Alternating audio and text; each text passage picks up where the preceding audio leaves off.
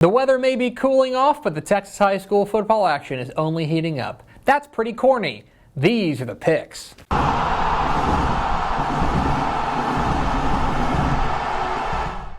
Welcome into the Picks, your guide to the Texas high school football weekend. My name's Greg Tepper of Dave Campbell's Texas Football and TexasFootball.com. Thank you so much for spending part of your day with us, and welcome to Week 4 of the 2022 Texas high school football season. This will be a different week than the previous 3. Here's what I mean by that. Basically, there's 2 big bye weeks of the Texas high school football season, the weeks where a lot of teams have open dates. This is the first one. There are a lot of teams off this week in Texas high school football as they prepare for district play. The next one, by the way, if you're interested, is Week 6 in about 2 weeks. But what that means is that we have this really interesting group of teams that maybe we otherwise wouldn't give the spotlight to. This is a great week for small school football, for example. If you are a 4A, 3A, or 2A fan, this is an excellent week of games across the Lone Star State. So there's big games in every corner of the state. You may just have to look a little bit more for them. We start today in Albany. 7 o'clock Friday night at Robert Nail Memorial Stadium in Albany. It is a Class 2A state-ranked showdown between the Hawley Bearcats and the Albany Lions. What are the keys to this matchup? Key number 1, can Albany run the ball? That's the real question in this ballgame. Now, make no mistake, Caleb Chapman, the quarterback for Albany, is pretty darn talented, and I think he's really taken a step forward as a passer this year. But when you ask Denny Faith, the longtime coach there at Albany, what he wants his team to do, he wants to run the stinking ball, baby. He wants to grind it out on the ground. That is the identity of this Lions program, and they're really good at it. With Coy Lefevre and Adam Hill, they've been exceptional. They are about to try to run into the teeth of one of the very best front sevens in the state of Texas, because Hawley, pound for pound, is really impressive when you're talking about guys like Hez Parker and Will Scott in that front seven. This is a real strength-on-strength matchup. Albany, excellent at running the ball. Hawley, excellent at stopping the run. So, plain and simple, can the Lions keep the ball on the ground with any success? Key number 2, Hawley's balance. This is a Bearcats attack that I think has a really nice run-pass ratio right now. They're able to run the ball with Austin Compton back from injury and looking every bit the part of one of the best players in 2A. They're able to throw the ball with Rody Hooper, their quarterback who led them to a state championship game last year. I think he's really stepped forward, got a big receiver on the outside in Cason O'Shields. This Albany defense has been spectacular to start the year so far, off to a 3-0 start thanks in large part to this defense led by Coy Campbell. This is another strength-on-strength matchup. To me, Hawley is at their best when they're able to run the ball and throw the ball. Albany's got to take one of those away. So, can the run-pass split for Hawley stand up in this one? And key number 3, punting. Punting is a key in this one. I'm only kind of kidding here. This figures to be a low-scoring game.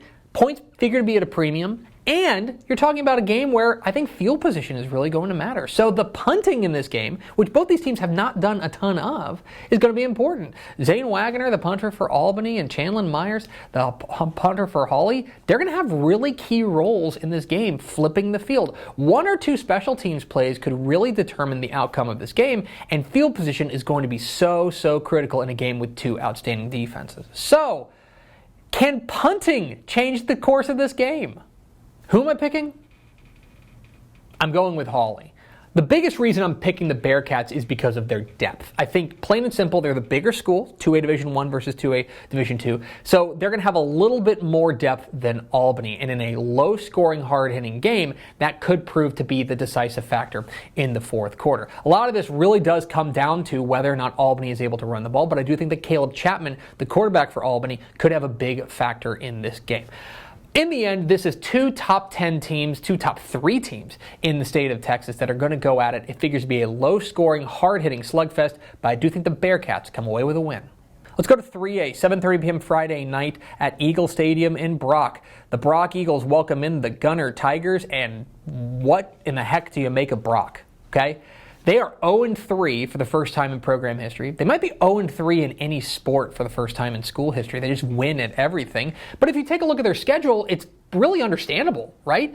They played Pleasant Grove. They played Hershey. They played Wimberley. Those are state-ranked 4A teams, right? Bigger schools than them, and they played them pretty competitively every single time. I love this quarterback, Tyler Moody. I think that they're able to run the ball with Brett Tudor. And here's the interesting thing.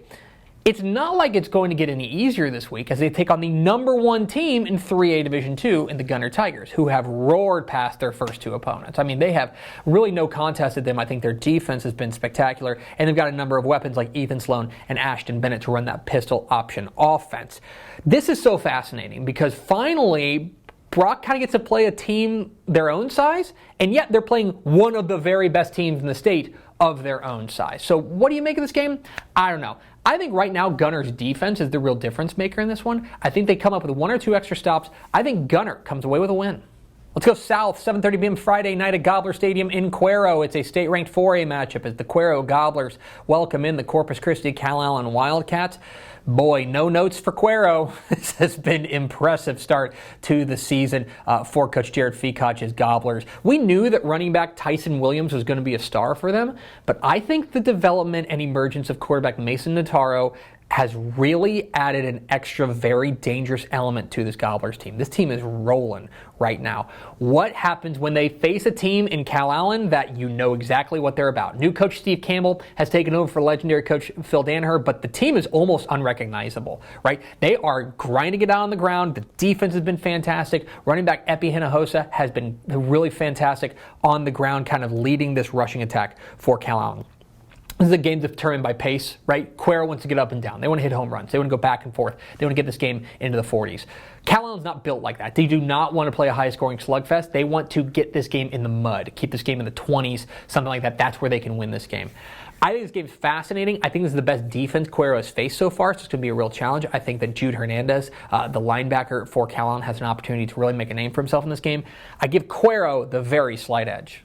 And 7:30 p.m. Friday night at Abe Martin Stadium in Lufkin, it is a big-time 5A showdown as the Longview Lobos take on the Lufkin Panthers in an East Texas slugfest between two old rivals who do not like each other. And by the way, this is a District 7 5A Division I opener, so a lot on the line in this one. Lufkin really turned some heads last week when they knocked off A&M Consolidated in an emphatic fashion. The defense was fantastic. Running back Keedron Young led the way for this Panthers attack that suddenly looks very dangerous. What happens when Longview rolls into town? This is a team that has looked very complete to start the year. The #1 team in 5A Division I. They've run the ball well with Taylor Tatum. They've, of course, got a great quarterback in Jordan Allen who stepped up, and, of course, it helps having Jalen Hale, the 5-star wide receiver, on the outside. And this defense is coming off shutting out Tyler Legacy last week. Now, right now, you would look on paper and say Longview's the favorite, but one thing to keep in mind, this game is always close, especially when it's in Lufkin. So I give the Lobos a slight edge, but I think this is big-time upset alert.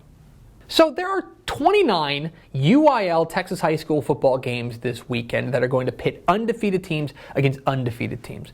So we already talked about 3 of them, right? Hawley and Albany, Longview and Lufkin, and then Cuero and Calallen matchups of unbeatens.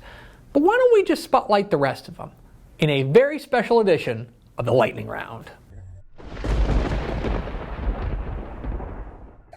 I'm going North Crowley to keep it rolling with a win over Fort Worth Pascal. Give me San Antonio Davenport to move to 4-0 with a win over Lockhart. And Denton Geyer beats state-ranked Prosper. I like Texarkana Liberty Ilo to stay perfect with a win over Atlanta. Give me Poteet to take down Pearsall. In a fascinating cross-regional matchup, I like Odessa Permian over Killeen Harker Heights. I'm going with Llano to beat Coleman. Hitchcock takes down Houston Wheatley. And Round Rock beats Round Rock Westwood. Give me Rogers over Palmer. Three Rivers takes down Banquetti. And in one of the biggest games to ever roll through Anna, Texas, I think Salina gets a win over the Coyotes. Itasca stays perfect with a win over Bartlett. Cooper stays perfect with a win over Collinsville. And I'm going to go with Somerset to beat Beeville Jones. I'm going McCamey over Force, and Wortham takes down Blooming Grove. And surprising Amarillo Caprock keeps rolling with a win over Canyon. Price Carlisle stays perfect with a win over Mildred. Big 6-man state-ranked action as May takes down Garden City. And speaking of state-ranked, I'm going China Spring over Waco Connolly. Some more 6-man action. I like Lorraine over Ira. I like Cherokee over newly ranked Bluffdale.